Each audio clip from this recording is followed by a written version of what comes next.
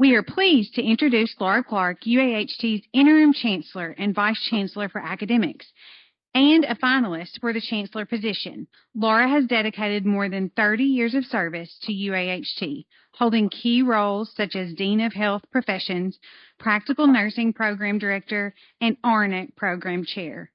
Her leadership and commitment to excellence have earned her recognition as the Outstanding Faculty Member of the Year in 2013.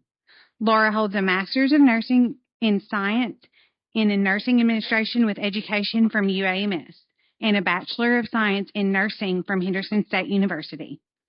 The topic of this afternoon's presentation is Building Bridges, Strengthening UAHT's Role as a Regional Catalyst for Education and Opportunity. Please join us in welcoming Laura Clark as we learn more about her vision for UAHT's future.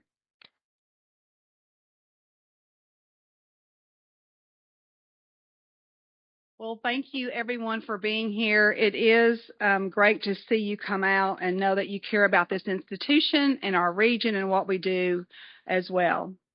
I am honored to be a finalist for this position. And I certainly want to ask you to please come back on Monday and Tuesday as well to hear all the finalists and to provide feedback. I cannot think of a better analogy than today's topic that we're about to present, or I'm presenting to you, called Building Bridges and Strengthening UAHT's Role as a Regional Catalyst for Education and Opportunity. It took me just a minute to get that out there.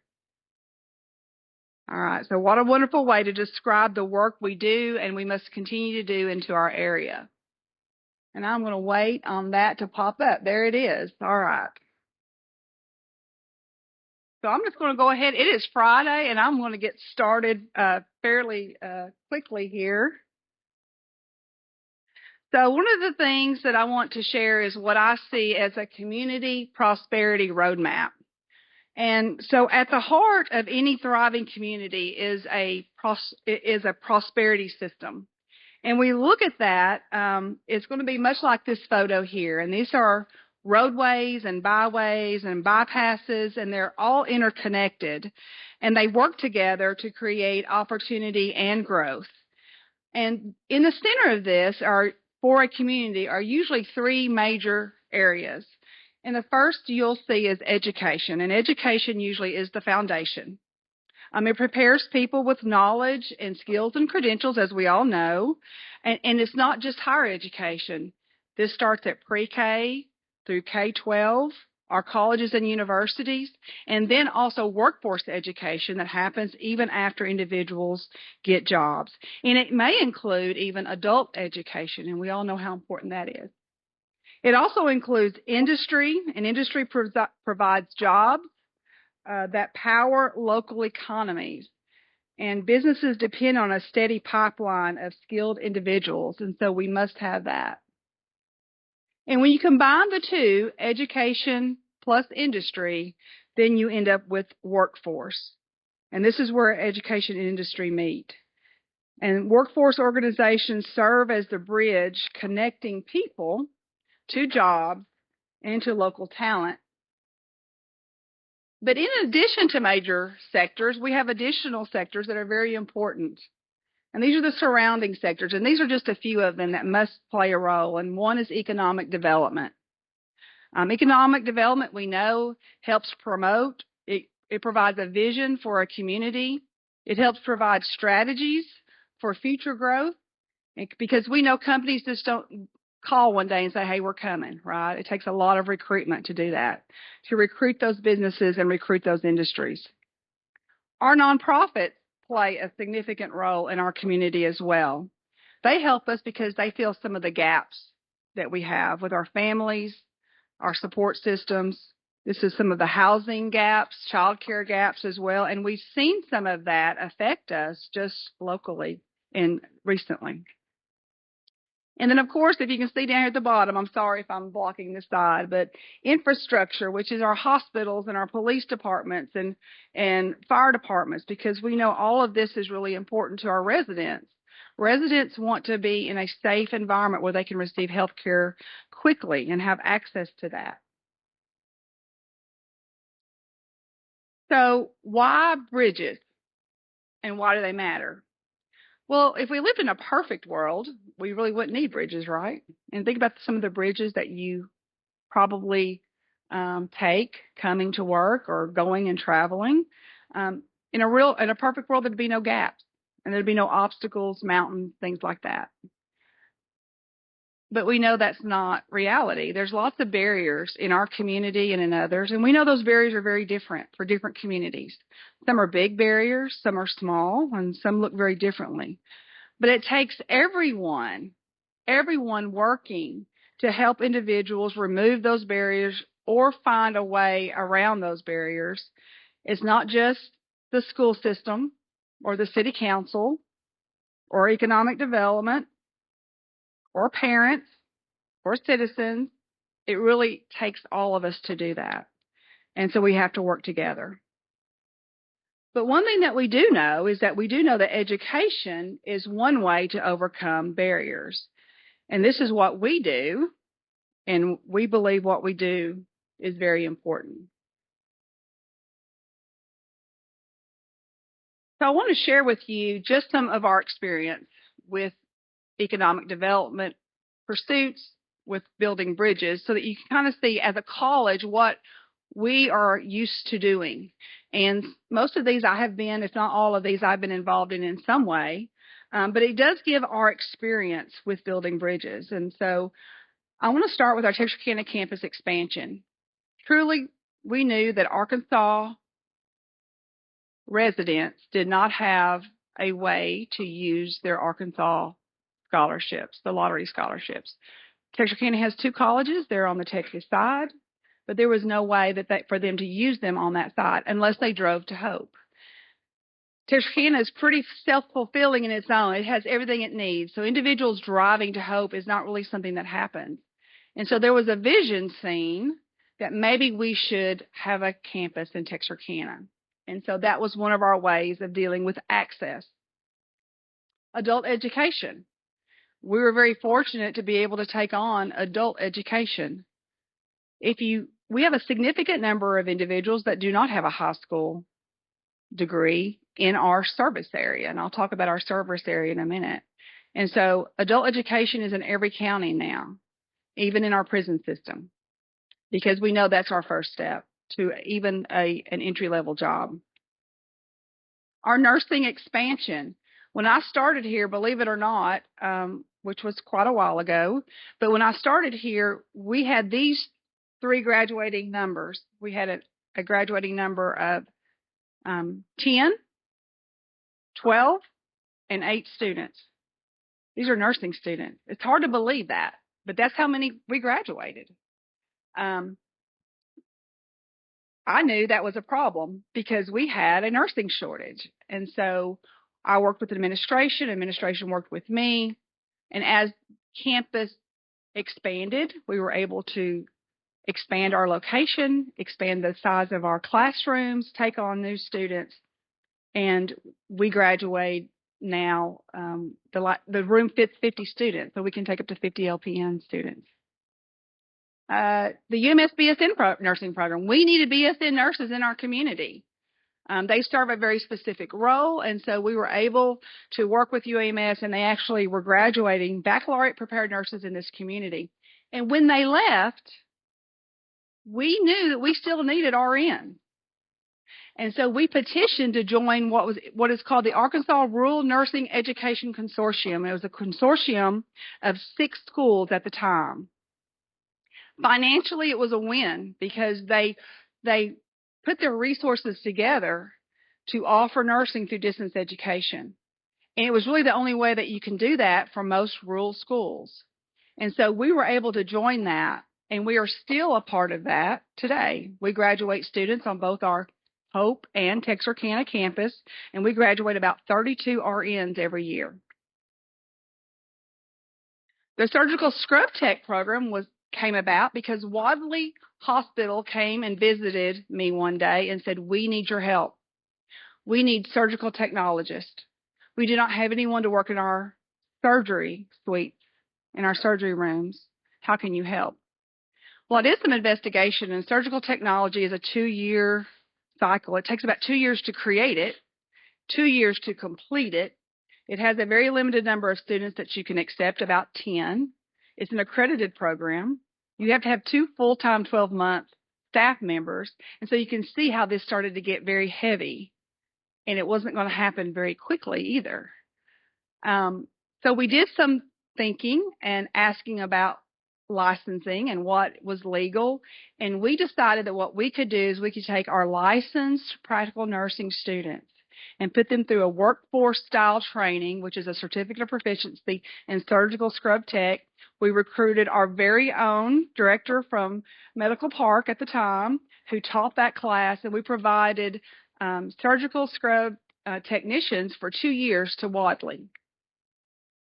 Our our textbook rental program was greatly needed because of affordability. When we talk about access, finances, that's an access issue.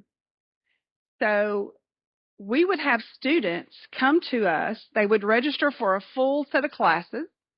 They would go to our then third-party textbook rental program. Textbook program that was ran by a third party. They sold textbooks. Then they would, before they would stop there, come back and they would drop some of their classes because the book was costing more than the tuition and fees was costing. And so thanks to administration and some thought into that, we decided we can cut their costs significantly if we do a textbook rental program. And we did that for our students, and that is still going on today. It goes without saying our public school partners are amazing. What we have done with the K-12 system, with our secondary career center, with the Collegiate Academy. If you don't know about the Collegiate Academy, you're probably not from here. You should read about it. But we do have the 10th through 12th grade at Hope High School, our great partnership, and with Arkansas High as well, plus our concurrent. And that is still in the making. We still have additional projects that we are working to make sure our high school seniors, when they graduate, they have a skill that they can go out into the workforce, or they can return back to us, or they can transfer to a 4-year because they'll have their first 2 years completed.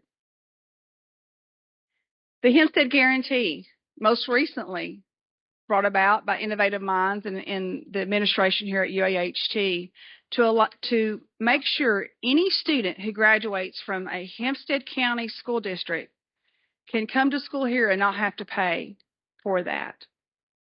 That has been very promising. We have received an increase in our high school enrollment because of Hempstead Guarantee, and that tells us that there was a need there. The ARCTA program is truck driving. It's a common topic to talk about truck driving, but we know that they're asking for truck drivers all the time. And so we had a great need there. We know it's very expensive to run a truck. It's very expensive to offer training. And so we were fortunate to join the Arkansas Truck Driving Academy and be one of 4 individuals who offer truck driver training. And most recent is our fiber broadband. We received grant funding through the Office of Skills Development so that we can offer that for free. Workforce has been a little bit of an issue to offer because unlike credit hour classes, students can apply for financial aid. But with Workforce, if I wanted to just teach something about fiber broadband, there was no financial aid available for that. And so it became very difficult for individuals to pay. We're going to talk a little bit more how that's going to be a game changer here in a minute. But that was done through, we applied for a grant, we got it, and we've been offering that for free. And we even had students who needed it from Pine Bluff. Well, that was really difficult. We offered it 3 nights a week for 8 weeks. And for them to drive from Pine Bluff was quite a hurdle. And so with some workings and some management and another grant, we actually went to Pine Bluff, finished our first class of 10 students, and they all passed their third-party exams. So we were excited about that. And then lithium. We know lithium's big in the news, but we are a part of a consortium as well working on what is coming around the corner for lithium, what jobs are going to be available, because we have to be on the front end of that. So that just tells you a little bit about the things that we have created. And then I would just want to talk just briefly about access, because these are the type of courses and how we offer them. So we do offer hybrid, which means it's part online, part face-to-face. I'll give you a good example of that. We do have I don't know if you know, we should know, we have a funeral service program here. And we're only one of two in the state of Arkansas. And it's a great program. When we went to accreditation, they said, you really should put that online. That's what's happening nationally. And I'll be honest, I don't usually pause at innovation, but I really did pause for a moment to think, how would you do that online? Well, they do come to campus and do some things here, and that's considered hybrid, but most of it is online with some hybrid. So they come and do some of the hands-on on our campus. We do face-to-face. As you know, we do online. Online is not for everyone, and it is not the answer for everyone. Online is a harder level of training because it takes a lot of discipline, but we do offer that. We give prior learning credit as well. So if an individual has been an electrician, but they want a degree in electromechanical, but they're a journeyman, we can give them some prior learning credit and credit them for some electricity classes, because clearly they've worked enough and they have the knowledge base to not make them retake that. We offer classes off campus as well. We do night in our Texarkana campus. We actually have the Associate of Arts degree on a rotating schedule where we offer classes at night with a small number going online, but most of them are at night. And then we have done some weekends. So when we did our Pine Bluff class, we did it on the weekend. And then, of course, we have all of these scholarships and support. Okay, financial aid. We have workforce grants that help with some workforce programs. Our textbook rental program, I had to mention that because it is financially supported. The Hempstead Guarantee, the Hempstead County resident discount because of the tax, our foundation scholarships, and then just recently the access to acceleration legislation that passed recently provided special funding. It's not additional funding, but it's funding to the colleges directly because we cannot bill the student. And so any remainder would be billed just to the public school system. So these are things that we do on one of our bridges. So I just want to talk just a minute about our service footprint. And I think all of you know our service footprint. This is our legal footprint, I guess you could say.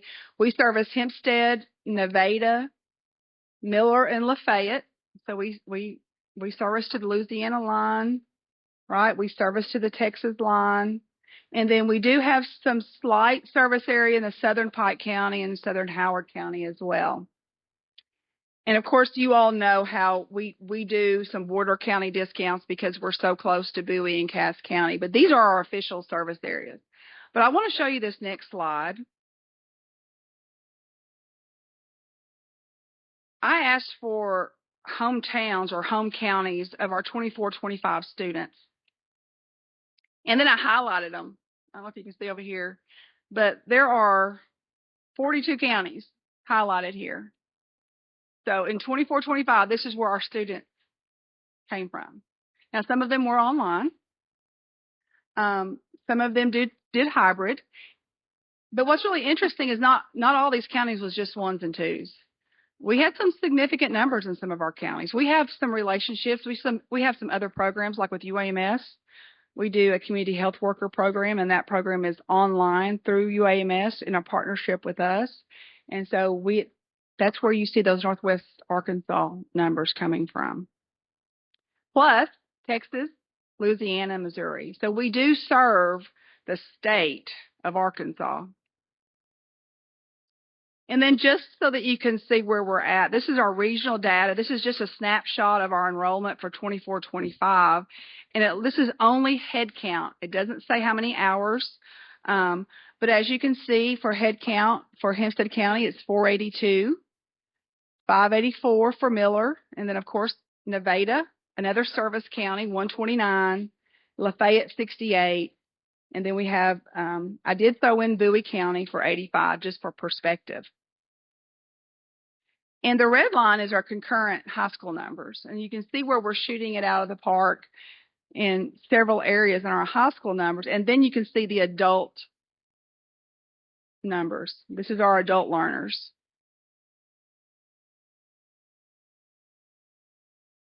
Now, this is not the same people, because this happened, probably not the same people. It could be, but this is also our 24-25 graduate data, all right? And you can see the graduate numbers. Our total with Hempstead County, 160. Sorry, I was leaning over. I should look at my slide here.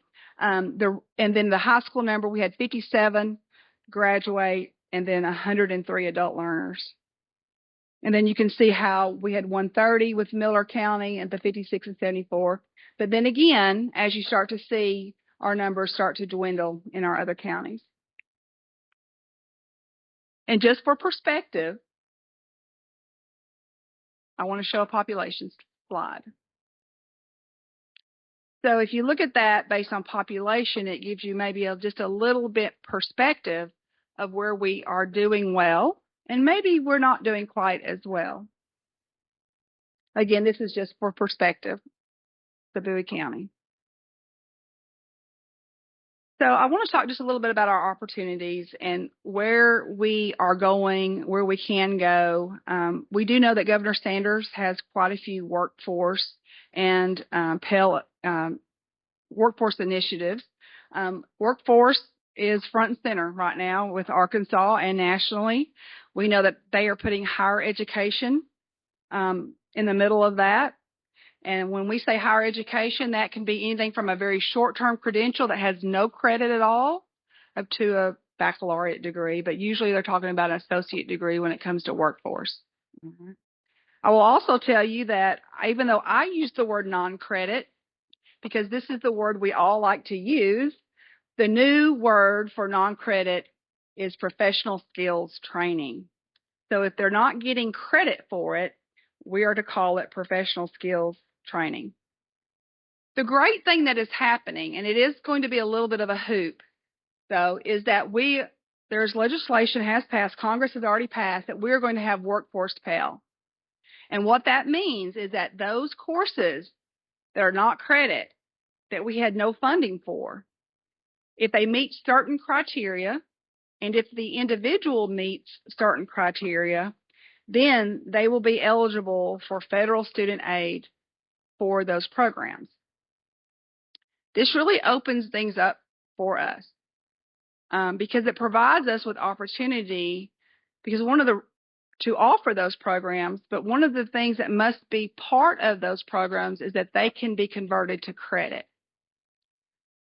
So if I'm going to offer, let's say I'm going to offer construction technology non-credit, it has to meet within the guidelines, and then I have to be able to, it would then convert to credit, which is great, because then a student may do that for non-credit, they may get the job, they may decide, hey, I want to go ahead and finish that degree, or I want to finish that program, and they don't have to repeat any coursework because they've already done it and they've been working in it. So going back to our original topic, what is the bridge for economic development and for the future here in education opportunity for our region? I've kind of broken this down into county by county. This is my vision. It is my interpretation of what we need to do for our service area. And I want to say this. When one area wins, when we grow one area, we grow all of our areas.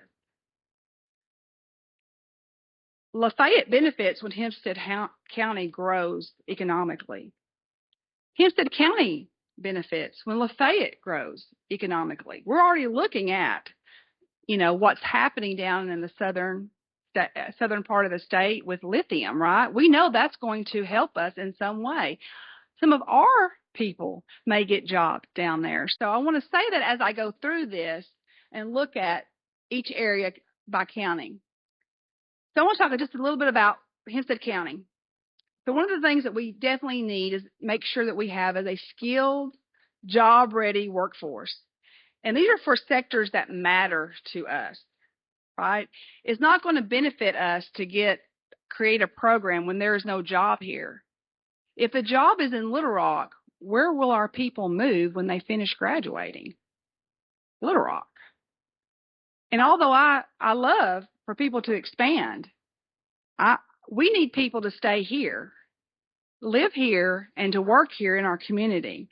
And so for us, what that looks like right now, and it could change based on new opportunities, but we're looking at healthcare, manufacturing, CDL, welding, and then any new emerging industries that we might see around the corner. We need to make sure that our training attracts new businesses, and that means modern equipment. I talked to faculty today. I talked to faculty and staff at the beginning of the year. But when a new industry comes in and they build here, they're bringing usually new equipment. They're usually bringing the most modern technology with them, right? They're not renovating. They're not necessarily tearing down something and getting it at a, resale and bringing it over. And so if they're bringing in new equipment, we have to make sure our students have been trained in the most modern technology. If I'm training my students on something that's 10 years old and now we have a new way of doing it, I'm not providing the right skill set for the businesses that may be coming. We need to provide upskilling, and we need to communicate and find out what do they need. What do our current businesses need so that they can upskill and stay on top of things. We need to be active in our economic development partnerships as well. We know that they're very busy and working in our regional boards, our city. We need to do all those things to make sure that we are present. Support the K-12 pipeline. These are our students that are coming out into the workforce, all right? The collegiate academies, the secondary career center students, all of those, helping our schools get as many diplomas of distinction and diplomas of merit as possible will benefit all of us. We also need to make sure that we are giving our adults access. Working adults may not be in the position to come to school during the day. And so are we offering what they need so that they can stay here and live here? For Miller County, we need a stronger presence there. And when I say presence, I mean we need to be places. They need to see us in community events. We need to be visible to the community. We need to be a partner to them so that they feel like they need our campus there. Expanding our program offerings, we have an open spot there right now, and we are trying to really forward think into what the future may hold for that campus and what we should offer there. And anything we offer there filters back here. Anything we offer here filters there. We started here as our information technology program. It was a little bit slow at first, but it started to grow, and it grew, and it grew, and pretty soon we had students on the Texarkana campus, so we decided we'd offer it to our secondary career center. Well, those students finished, and they wanted to continue their program. They said, well, we don't want to drive to Hope. Is there a way? And we figured out a way. And the program is slightly different there. It has the cyber, and this has the IT technician, but it's still great, two great programs that are producing great graduates from there. Recruiting of non-traditional students, again, we have to go out into the workforce and look at the unemployment rate to see what is needed. And the last two things are very important, I think, is that we have to have a reputation of trust and reliability. I've said this today, there's enough students for all of us, and I know there's enough need for all of us. And so it's not competitive, it's collaborative. And with the four-year institution being in Texarkana, working on that collaboration is even more important. And the last set of counties I just want to talk about is Lafayette and Nevada counties. And I know you saw the data on those earlier. And yet, right now, there's a lot of talk about Lafayette County, right? And what may be happening in that county. We need a stronger educational and workforce presence there. We do have a campus in Miller. We do have a campus in Hempstead. And I'm not saying we need a campus there, but we do need a site where we can take one person there and start offering, maybe it's workforce, maybe it's a credit class, or whatever it may be. But I think we need to do more outreach to Lafayette and Nevada counties because they're so rural. And the difficulty for individuals, adult learners, to decide to get off work, go home, drive to Hope, return, and do that over and over can be quite taxing. We do need to target support for higher unemployment rates, and I did not show those, but those two counties do have higher unemployment rates in our area. And then be a partner with them. We all have declining population, and we know that we have to bring in industry to keep population here. It's no different for these other counties. And what does that look like, and what partner can we play there? Include other accesses and points for learning. That includes mobile labs and hybrid delivery as well, and we are very well prepared to do that. And then look at specialized program. What does it look like for the rural community? What do they need? You know, I heard at a quorum court that first responder was a high need there in one of those communities. I had no idea, but you know how I found that out? I heard it at the quorum court meeting that they were having that need, and I was like, we offer that. You know, we offer that program. So we know that Smackover lithium growth, we know that goes all the way all through South Arkansas, and it goes over into East Texas as well. So we know that is coming. I believe there's maybe 4 companies that may be planning to do some sort of lithium extraction.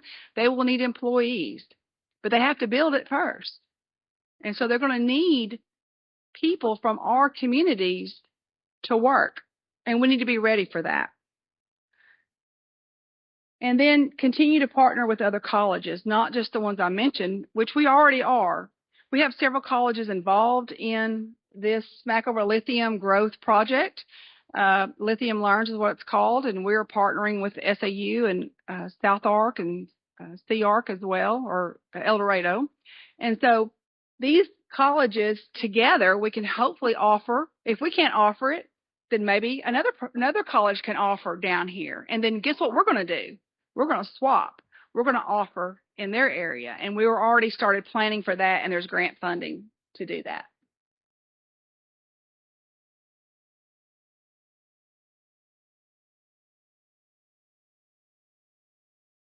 And I'm going to close with this slide. Local victories, we know, add up to regional transformation. I think that's how regional catalysts are created, through our local victories. And when we do local victory here and a victory there and a victory over here, then pretty soon we have transformed our whole region that we live in every day and that we work in. Every credential that is earned and every high school partnership that is launched expands and creates momentum. I mean, think about the momentum that was created with the Collegiate Academy, how that happened. And so when we create these partnerships, they grow into other partnerships. And momentum is contagious, right? When one county grows, employers will start to notice that. And when several counties grow, industry will notice that. So our job is to make sure that every county needs are met in Southwest Arkansas. We need to be known not for what we lack, but for the skilled workforce and educational opportunities that we provide for our community. And this is how UAHT can be a true catalyst, by building bridges county by county until the entire region rises together. That concludes my presentation, and I want to thank each of you for your time. And now I think it is time for the hard part, right? The questions. Okay. Please raise your hand if you have a question, and we'll bring the microphone to you. Mr. Malik.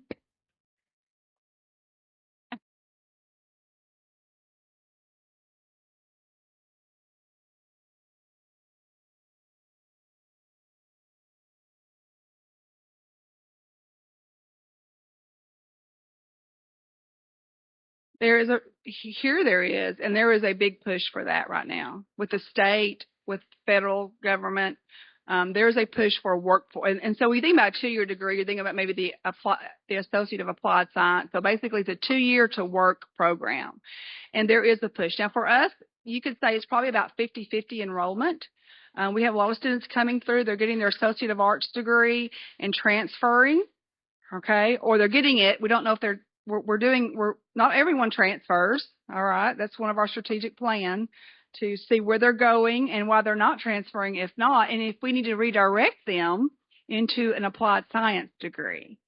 So, but yeah, tends to be the tendency. And also, I think there's just some misunderstanding in general. Now, not for us. I like to say we're a college town, even though you tend to think of college towns as being 4-year universities. But there tends to be a tendency for people to not think about forklift training or OSHA 10 certification as being higher education, but it is. And so I think there is a misconception there that, I don't want to go to college. I want to just learn how to weld. I say that because that has been said many, many times. Well, the college will teach you how to weld. So there was a comment in the audience that someone did not hear the question, so I just wanted to repeat what I recall from Mr. Malik. He was asking, is there a trend between those going from 2-year certifications from 4-year certifications or 4-year degrees? Is that correct, Mr. Malik?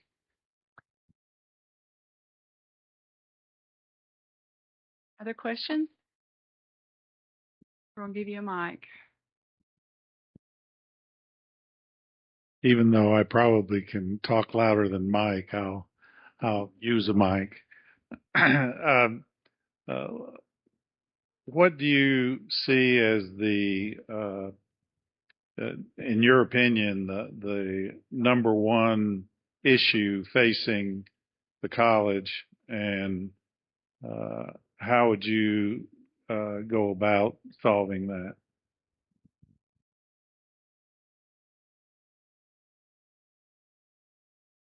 I'm going to say this, and I'm going to have a caveat as to why.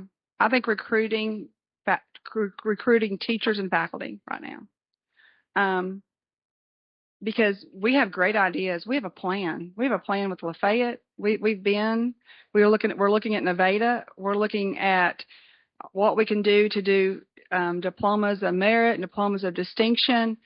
And I look at my deans and we're like, okay, are we going to be able to hire someone? Will they come for what we pay? How are we going to get them here? And so I think that, and then we have some issues. Sometimes students, they're like, well, there's only one college algebra and it's at 8:00 on Monday, Wednesday, Friday, but I come on Tuesday and Thursday for this other class. And it's because and it's not because we don't have openings. We do have the openings. It's been a little difficult to recruit faculty and specialized faculty in those areas. I'm looking at one of my deans and she's shaking her head, yes.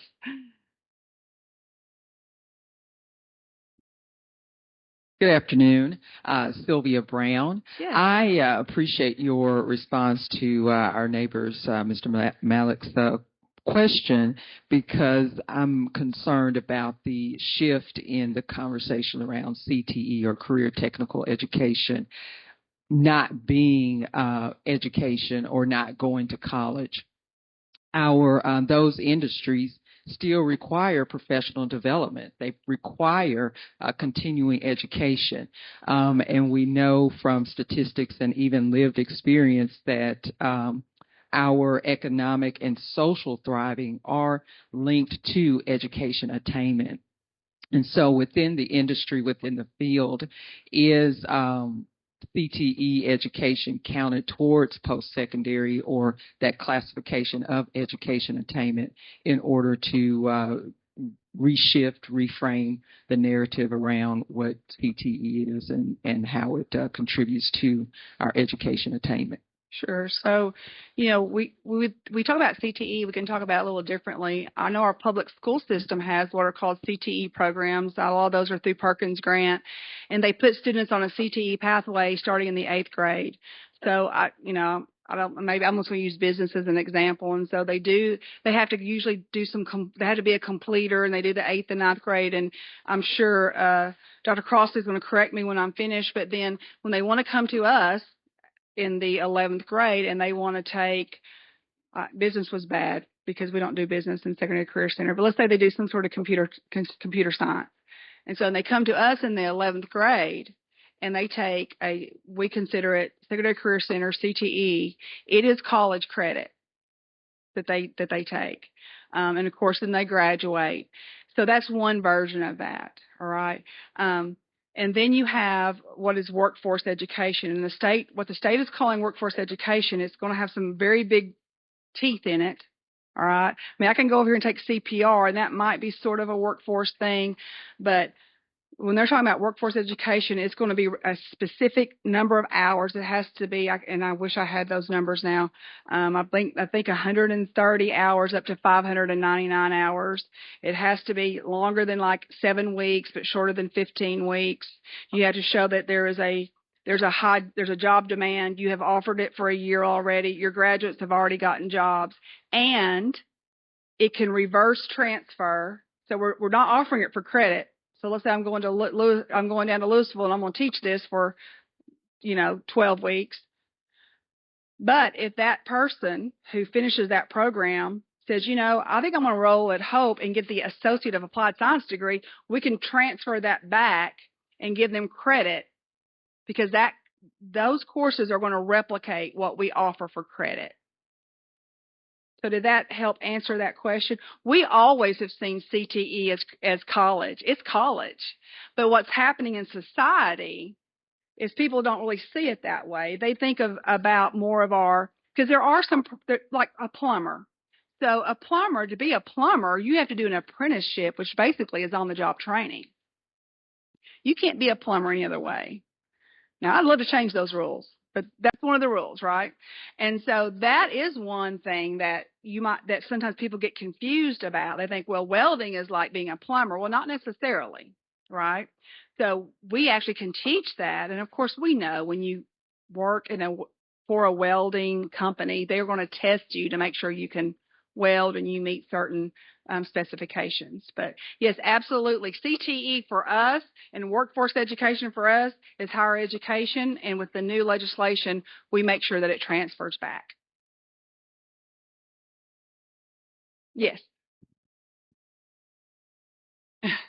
Could you name some mentors that were instrumental in your development as an educator and as an administrator? Sure. So when I started teaching nursing, I was fortunate to work with a lady named Pat Pennington, and she was, don't tell her I said this. She's several years older than me, and so kind of like that mother figure, and she really helped guide me in teaching nursing. And just as a personal friend, still see her. I still text her today, so that tells how many years that's been. I think she helped me more in the teaching area. As I started to get developed and I became a division chair, I would say Jennifer Medfin, who was the vice chancellor for academics at the time, she now is president at ASU-BB. Did I say that right? She is now chancellor, at ASU-BB. She was a great mentor to me.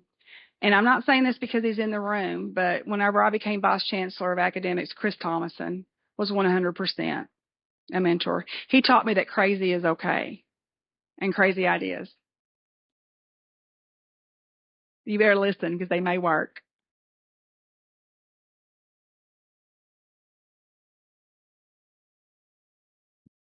So if faculty salary funding, you're saying, is a huge problem, what is the answer to that? Is it a state funding issue? And what can we as community members, is there anything we can do to encourage it? I think I hear we have some hurdles as to repair of facilities. Is that also a state funding issue? There's really no additional funding for either one of those. So faculty, I think what we pay is part of that. Sometimes finding that right person also, especially if you're trying to offer something maybe here locally, it's a little harder to recruit to Hope than it is to Texarkana, because Texarkana has Texas A&M, they have Texarkana College, they have adjuncts teaching them, and so we have faculty. A lot of our faculty actually live in Texarkana, and they do come to Hope and they teach. But I think money is part. I mean, it does. It's hard to leave a job that pays more to come to work for us, and then there's maybe some things that we can do. Just to make, not that working here, I love working here. I love coming to work. There's not been a job I've had here that I've not loved to come to every day.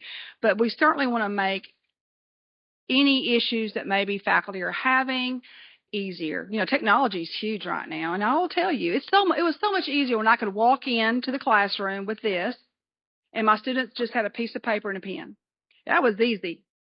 But now it's all this that I did, and it's online grade, but it is a lot. It's a lot, you know, and just being in education. I know I had two superintendents here. I think the other one may have stepped out, but it's a lot to do. And so getting folks into the education field, you know, one of the thing that we might do is, you know, I don't have a secretary because I talked her into teaching. So, you know, sometimes training our own. Right. She was going to leave me anyway. She was great. She got her degree with us, and so we started her with, you know, in computer science. But training our own, I know that's what the public school system is trying to do, is train their own, their you know, their paraprofessionals, and put them through the program and bring them back in, because it's really hard to recruit. So yeah, but it would be nice if we could get. And that's on us. I mean, it's not for the public to do. That's something we have to figure out. Whenever I was interim before, I did manage to do a slight tuition increase. It was very slight, $1, but we were able to raise salaries slightly. And then we did put in a stipend for hard to recruit faculty. There are some faculty that are just extremely hard to recruit, and there are some that are a little easier to recruit. So you have to think about how many in our community has this degree, how many in this community has this degree. Or we have a lot of people in this degree, but it pays so much, like nurses. Nurses are paid quite a bit. It's really hard to recruit them, and so we put them in a STEM category, and so they do get a little more than average. So we've tried to work that a little bit, and I think it may be time. We've not worked it since the LEARNS legislation, and so we need to probably look at that again. But thank you. I think I've opened up a can right there in that area. Okay, so let me follow that same. Debbie feedbacked on my question, and based on what you've said, is part of the problem the state won't allow you to raise the salaries, or it would cause you to raise tuition? Well, we just have to make sure we can find that in our budget to raise tuition. I mean, as far as a group goes, faculty is the biggest group. So I have about 40, I think, full-time faculty members. And so they would all get raised. So you have to think about what that looks like if you're raising salaries. Well, we have to look at that and see, is it going to be tuition? Is our enrollment going to be up and stay up? Because we know that we could use tuition dollars, right, to do that. If it's not there, then where do we find the funding for that? And is it, you know, do we decide to raise tuition for that? I mean, we can, you know, but we have to be careful what we put on the backs of our students. So we're very careful about raising tuition.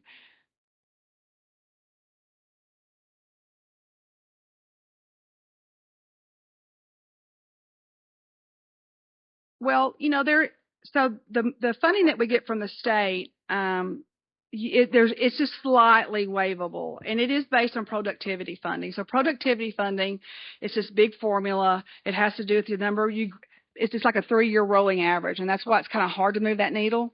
So it depends on graduation numbers and how did we compare to our 3-year average before? Are we graduating more? Are we successful with students who needed remedial? Are we keeping students within 60 credit hours? And there's quite a bit. Matter of fact, the last time they came, we asked them to come down whenever Dr. Holt was hired to go over our specific numbers, and they created us a packet so that we could look at it piece by piece to see where are we missing, right? So that we could get a little flexibility. Maybe we get 50,000 more or whatever it may be, but that little range is kind of fluid, and it is based on productivity. Okay, so one final question on that subject.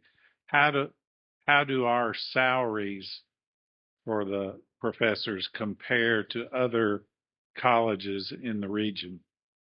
So if you look at, so it would be better to compare, obviously, to community colleges. So if you look at, so you're looking at South Ark, Camden, Sea Ark, maybe that's Pine Bluff. You're looking at Cossatot. So if you want to look at community colleges in Arkansas, we're slightly under. All right, not so huge, but the issue is that we're recruiting from Texarkana, and so you have to look at Texarkana College, and you have to look at Texas A&M, which Texas A&M we know most of those are doctoral, instructors, but you're recruiting from an area that pays greater.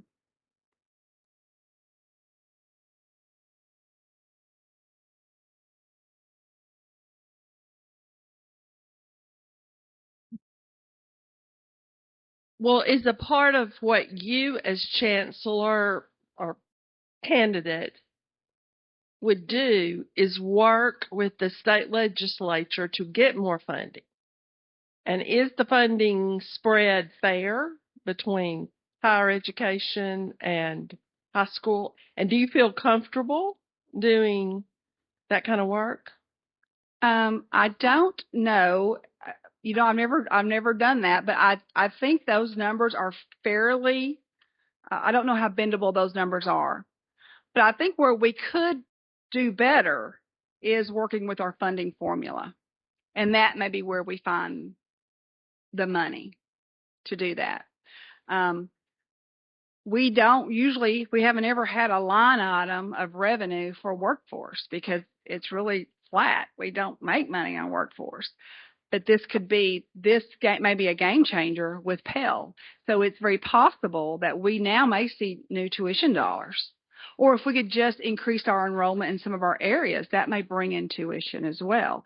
And so if we can somehow bring, without raising tuition, if we can bring in more dollars, then we know that would be a benefit to us.